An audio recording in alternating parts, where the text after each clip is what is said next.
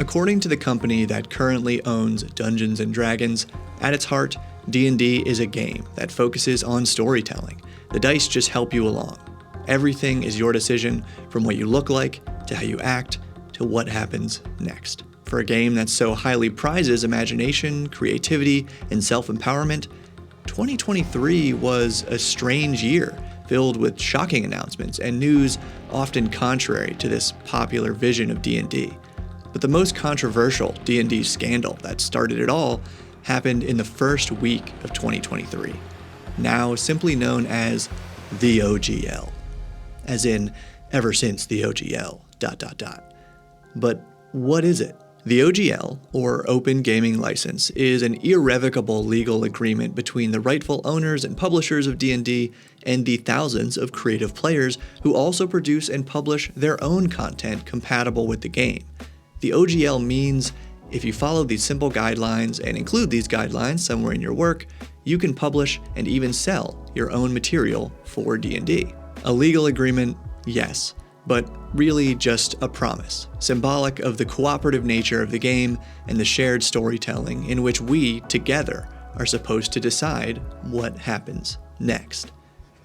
Or so it was, until January 4th, 2023, when an article on Gizmodo.com exposed how the owners of D&D were one day away from publicly announcing nevermind, tearing up that agreement and effectively pulling the rug of financial stability out from under thousands of small business owners, writers, editors, artists, designers, and other creators who, over the last 20 years using the OGL, had worked hard to build their own dream jobs on that promise to the D&D community.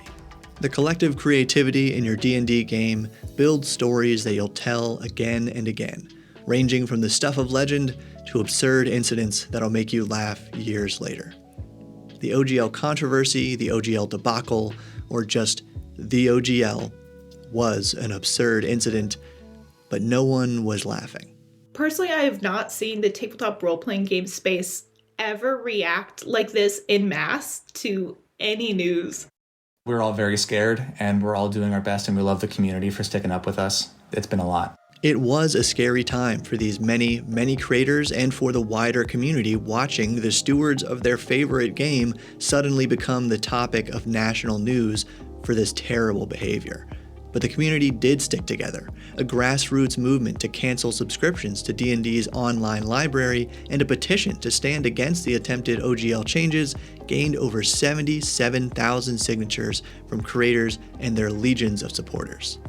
Echoing another line from that Intro to D&D webpage, have fun, and remember the golden rule, never split the party. Even after some less than empathetic official statements from the company insisting, and I quote, "You're going to hear people say that they won and we lost because making your voices heard forced us to change our plans. Those people will only be half right. They won, and so did we." Meanwhile, that Intro to D&D webpage says things like, "There's no winning or losing in D&D, at least not in the conventional way." And finally, after a series of apologetic interviews between D&D's executive producer and a handful of bloggers and YouTube content creators, the OGL was over? The math that became super obvious and clear in all this is that changing the OGL did not give us as much as it would cost everybody. And so therefore it's dumb. And so therefore we're not doing it. On behalf of D&D, the company, this executive admitted fault, confirming that the actual game designers behind D&D had nothing to do with the OGL, and that he personally regretted not informing them of the attempted changes because they might have been able to stop it before it was too late. But in the end, the executives did completely abandon the OGL changes, and in a surprising gesture, they released a document containing the basic rules of D&D under a Creative Commons license, officially giving the game of D&D over to the community as it was previously thought to be, this time through a legal agreement over which they have no control. Genuinely irrevocable, a genuine promise to the community. This was a terrible mistake, and the first thing to do when you're in a hole is stop digging. So that's what we're doing. And also, you can't talk your way out of a trust hole either. You have to behave your way out of it. So that's what we're doing. We're taking actions, and over time, people can make their own call. And they made more promises, but conveniently, none of these other promises were made with clear deadlines, and most folks have already forgiven the owners of D&D or sworn them off forever. So D&D, the company, has little to gain by upholding these promises. But some of us are still watching and waiting for them to keep their word. It's me. I'm waiting.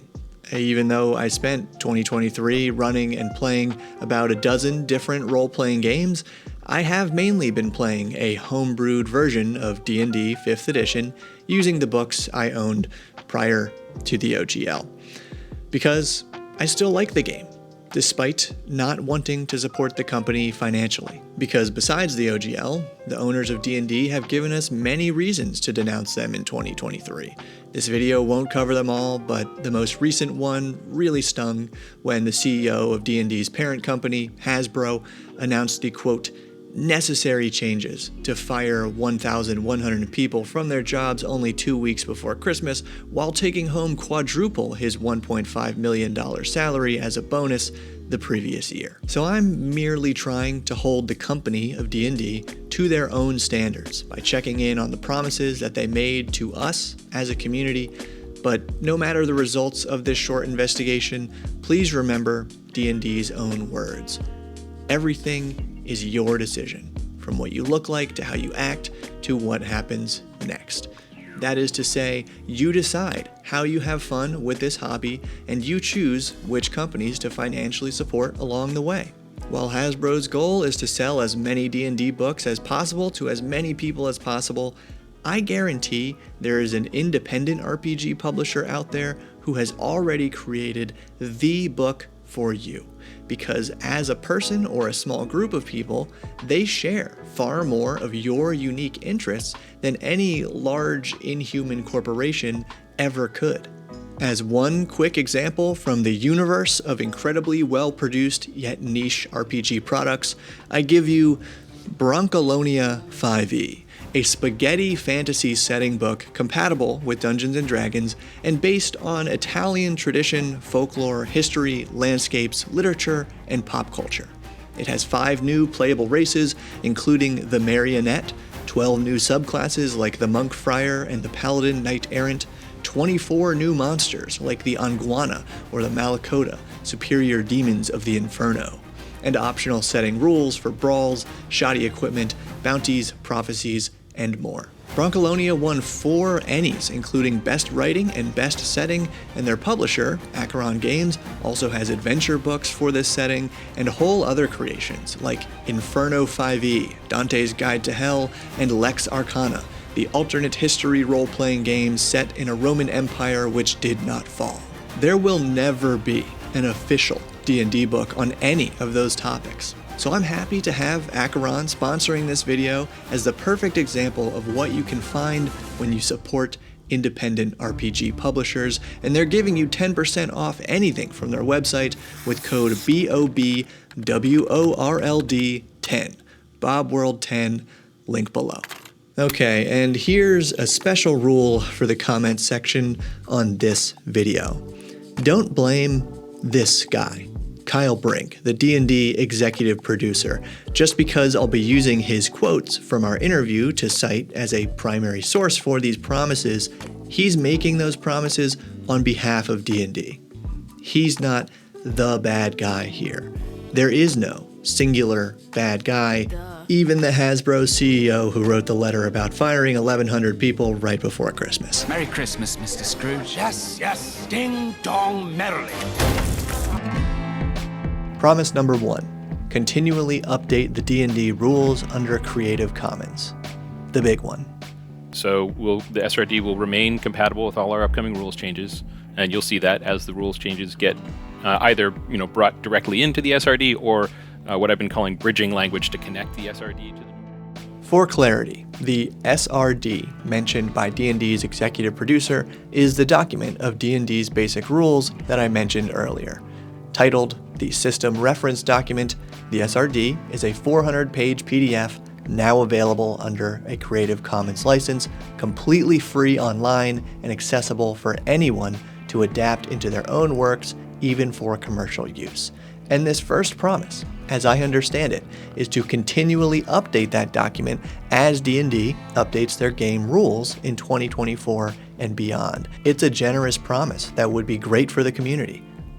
But right now, we don't know whether or not they're going to keep it, and we can't know for sure until after the D&D rules are updated later in 2024. But once the rules are updated, how long do we wait for them to update the SRD? They didn't include a time frame in this promise, but leaving independent publishing companies without the most current rules for any length of time would seem like a breach of trust here, especially considering the rest of his quote. But that's a commitment, and you'll see that happening. We'll keep it current. The SRD will also stay under Creative Commons and OGL 1.0a, so as we update the SRD, those updates will also be under those open licenses. So as we develop one D&D, for example, we're not going to leave creators behind. Again, that all sounds really good, but right now it's all talk. We have to wait and see. Promise number 2, publish a D&D content policy. This one might not matter. So when we were talking about policing content before, people rightfully asked, so what's your definition then? How are you going to do that? So we started work on writing up that definition and preparing that document. And now that we don't have rules that say we're looking out for everybody else, we still got to police our own house. So we're still working on that content policy, and when we publish it, you'll see how we hold ourselves accountable, what standards we hold ourselves to, and we'll, of course, take public comment on it. This promise kind of has 2 parts. As the executive stated briefly, they no longer have a way to police what other publishers are doing with the D&D rules. That is the one downside of publishing the SRD under Creative Commons. Anyone can use it in basically any way they want, no matter how harmful, and the owners of D&D can't do anything about it. Although, he states that the OGL proved how the community itself was strong enough to protect D&D even from that internal change. We obviously have a strong community. Let's lean on that. Let's say great, empower that, so that we don't actually rob ourselves of the ability to protect D&D from a copyright and trademark perspective, while also having a nice strong community that will also clearly have thoughts if somebody tries to take D&D in a bad direction. So now they're trusting us, the community, with the responsibility of holding each other accountable and using D&D's rules respectfully. Unfortunately, this means when insular groups of creators and consumers publish and revel in some despicable, hateful content built on the rules of D&D, sure, we in the wider community can denounce that behavior all we want, but unless they break a content policy of some other platform they're using, we have no real grounds for stopping anyone from misusing D&D's rules and further tainting the game's reputation. But the second part, the executive says, is that D&D can and will create and uphold a content policy to make sure the company itself doesn't cross any harmful boundaries when publishing official D&D content in the future. This is a good idea, but infamously, D&D published a book in 2022 that included, at best, strong allegories to racial discrimination and racist imagery. So will an internal D&D content policy even be effective? We won't know until it's published and in action for a while, and even then, we will never really know how effective it is because it's extremely unlikely that D&D would publicly state what percentage of heinous material was produced but caught by the policy before being made public. So, publishing this internal content policy probably won't change much for the community. But they made a promise to do so. It has been 8 long months since that promise was made, and so far, they haven't done it. Promise number 3. Place previous D&D editions rules under Creative Commons. Another big one. We want to bring the older editions under the Creative Commons as well, but we need to, like 3 and 3.5, the older SRDs, but we need to look those through with a fine-tooth comb and make sure that we're not giving up a particular trademark or copyright that we need to hold on to. So we might pull 1 or 2 things out of that, for responsibility reasons. But otherwise, our intent is, bring those forward as well. The promise to add 3rd edition D&D rules to Creative Commons is significant because it would give the creator community another whole world of mechanics to build on and make their own without relying on the less than trustworthy OGL. Notably, this significant promise included a soft deadline, Are they going to be, you think, in Creative Commons by 2024 or end of 2024? Oh, I think that'll happen this year. I mean, we just have to do our homework and do the review. There's no particular reason to delay it other than the work. Well, I'm recording this video on December 20th, 2023, so on the chance that D&D does publish it sometime in the next 11 days, then I guess good job, D&D, for sticking to your word at the last possible moment. I can only assume someone else remembered this soft deadline, made a ruckus about it on Twitter, and thereby forced D&D's hand to get it done. Whereas if they really meant to keep their word on this, they could have completed this one at any other time during the last 8 months. Promise number 4, translate the SRD. A quick and surprising one. Is there any intention for 1D&D upon its release to be published in multiple languages, so more of an international release? The answer is yes, with an asterisk, and the asterisk is localization takes time, and the localization timelines are directly related to the amount of content, and this is a lot of content. So I can't commit to day and date, but I can certainly commit to as fast as humanly possible once we finish the books. Like before, we won't know if they release the updated D&D rules in multiple languages until after the rules update later in 2024, but they are committed to doing so, and on a positive related note, D&D has already translated the current SRD into French, Italian, German, and Spanish. Again, the more material D&D publishes under Creative Commons, the better for everyone. Localization, especially of the SRD, is what makes it easier for more independent publishers to create incredible books like Broncolonia, which was originally published in Italian. Nonetheless, at least in my conversation with this D&D executive, translating the current SRD wasn't a promise, but they did it anyway, and that was a good move. Promise number 5, not going all digital unless we want them to. There's been a lot of concern lately about, hey, with all the talk about monetization and the digital play space and digital this and digital that, are you going to stop making books? The answer is no. We are going to add more options to the table, and whatever options people want to use, they can use them if you want. This is a reasonable promise for any corporation to make. We will produce the products that consumers want to consume. This came up because, as he mentioned, many people in the community were worried that D&D would stop publishing physical books and instead rely entirely on their digital subscription service for distributing the game starting in 2024. At this point, we know they will be publishing physical books for the 2024 rules update, but many still think it's only a matter of time until D&D goes all digital, or until the print books become a novelty, overpriced collector materials, specialty products produced for the small number of consumers who still want to consume them and can afford to do so. Interestingly, we have seen some evidence to support this idea. First, in 2022, D&D spent roughly $150 million purchasing the online D&D subscription service they currently use to host their digital books. Second, in 2023, D&D cut ties with Penguin Random House, one of the biggest distributors of physical books. Third, D&D raised the price of their physical books earlier this year. And fourth, D&D's biggest success of 2023 was licensing their IP for a video game, Baldur's Gate 3. Individually, none of these moves necessitate a push for exclusively digital D&D content, but they form an infrastructure through which it becomes easier for D&D to produce, market, and sell digital content rather than for them to produce, market, and sell physical content. But at the end of the day, going digital isn't necessarily a bad thing. PDFs are okay because customers can own a PDF. It is the renting materials through a digital subscription service that's the issue here. And fortunately, he addressed some other digital gaming concerns. Yeah, and I think a lot of the way that has been done in video games, since a big chunk of my history is in video games, is through like loot boxes and randomization and basically the gambling aspect to it. And we're not doing that. This is just going to be a straight for purchase. I want that thing. It's 50 cents. I'll take the thing. No loot boxes, no randomized gambling elements to online D&D purchases.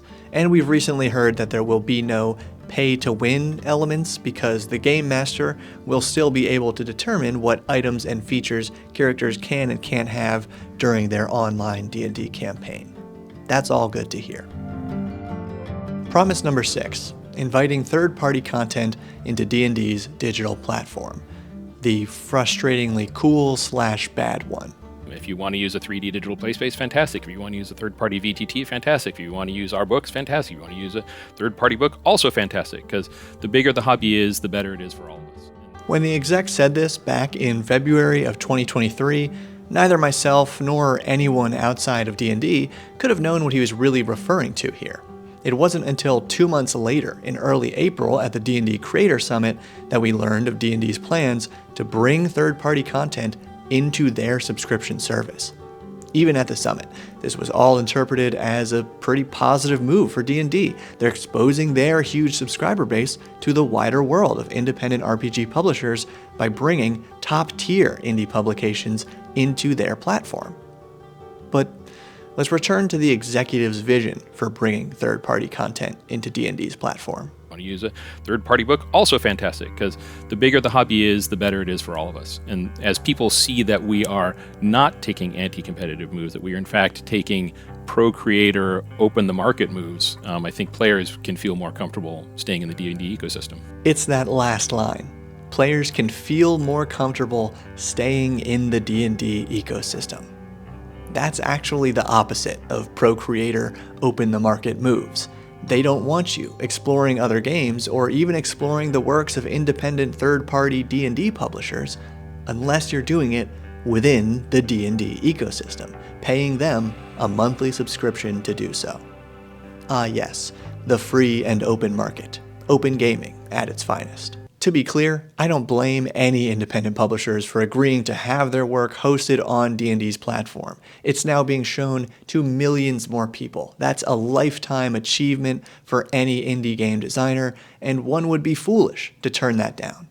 But it doesn't change the fact that those independent books are now part of D&D's ecosystem. They are bricks in the walls of D&D's walled garden. We got it wrong. Yeah. This was a terrible mistake, and the first thing to do when you're in a hole is stop digging. So that's what we're doing. And also, you can't talk your way out of a trust hole either. You have to behave your way out of it. So that's what we're doing. We're taking actions, and over time, people can make their own call. So I'm going to keep homebrewing 5e and playing new games, and when I make videos about D&D, I'm going to do my best to promote other games in those same videos. And you can choose to support independent publishers by looking into those games. If you or your fellow players really just love 5e as is, then I highly recommend checking out Tales of the Valiant for a familiar 5e experience, or Level Up Advanced 5e, which does exactly what it says on the box, or Shadow Dark, which uses the exact same core mechanic and character stats as 5e, but with more GM support for dungeon crawling, and a free quick start pack with rules, pre-made characters, and an adventure, and all 3 of those games are produced by small, independent companies instead of a huge, heartless corporation like Hasbro that fired 1,100 people right before Christmas. I'm really not going to forget about that one. And when you buy these books or these PDFs, you don't rent them on a monthly subscription, you own them forever, and they are yours.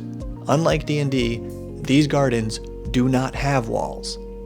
And now's the part where I announce 2 of my own exciting independent projects that I'm in the very early stages of working on.